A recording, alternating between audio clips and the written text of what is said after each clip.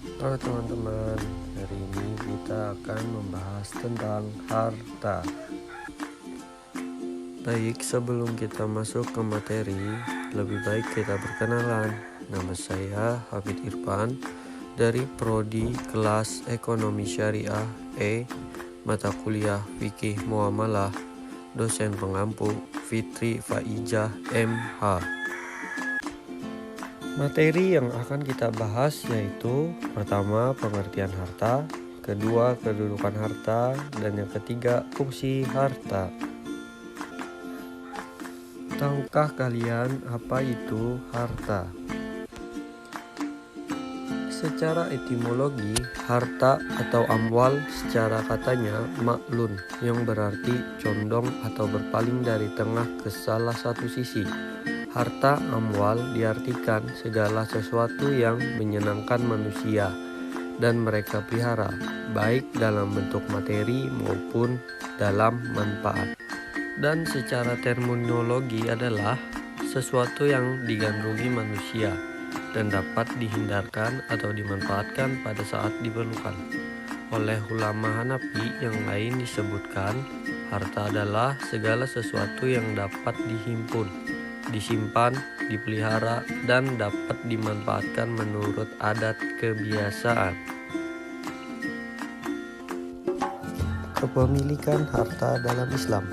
Harta sebagai salah satu amanah yang diberikan oleh Allah kepada manusia harus disyukuri dalam parameter nilai-nilai Islam. Dan kalau kita merujuk pada dasar-dasar kepemilikan, harta sebenarnya mutlak milik Allah Subhanahu wa Ta'ala.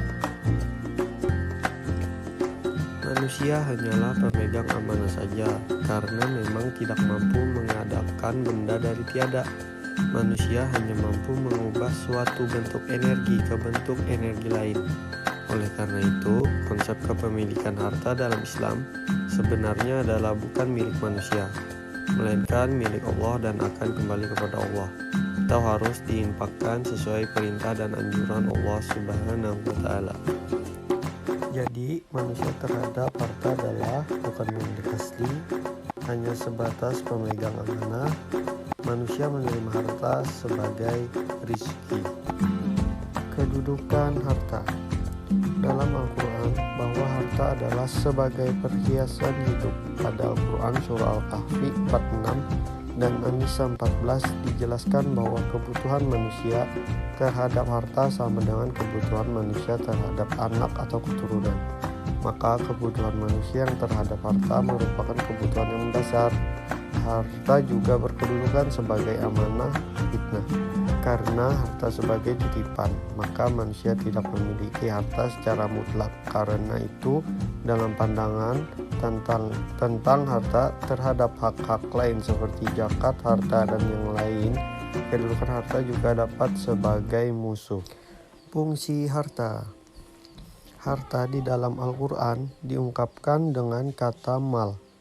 Kata ini di dalam Al-Quran disebutkan berulang kali.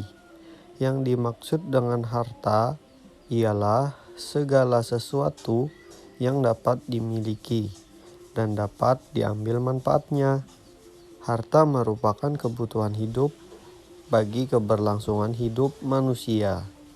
Sikap manusia terhadap harta itu berbagai macam. Secara umum dibagi kepada 3 bagian. 1. Membelanjakan harta untuk kemungkaran. Yang kedua, membelanjakan harta untuk kemaslahatan. Yang ketiga, menumpuk-numpuk harta. Baik, teman-teman, selanjutnya kita akan menuju kepada sesi tanya jawab. Pertanyaan yang pertama. 1. Apakah harta menjadi milik kita secara permanen bagi Islam? Jawabannya tidak, karena kepemilikan harta dalam Islam sebenarnya adalah bukan milik manusia, melainkan milik Allah dan akan kembali kepada Allah. atau harus diinfakkan sesuai perintah dan anjuran Allah Subhanahu wa Ta'ala. Jadi, manusia terhadap harta adalah A. Bukan pemilik asli, B. Hanya sebatas pemegang amanah, dan manusia menerima harta sebagai rizki. Yang kedua, dijelaskan pada surah apa kedudukan harta dalam Islam? Jawabannya, kedudukan harta dalam Islam sudah dijelaskan pada firman Allah, yaitu pada Quran Surah Al-Kahfi ayat 46 dan Surah An-Nisa ayat 14.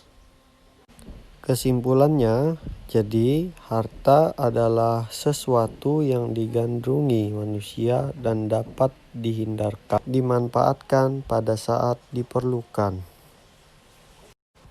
Dan harta sebagai salah satu amanah yang diberikan oleh Allah kepada manusia, harus disyukuri dalam parameter nilai-nilai Islami. Dan kalau kita merujuk pada dasar-dasar harta sebenarnya adalah mutlak milik Allah Subhanahu wa Ta'ala.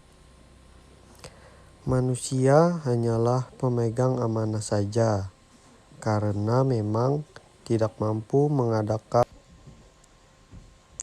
benda dari tiada. Manusia hanya mampu mengubah suatu bentuk energi ke bentuk energi lain.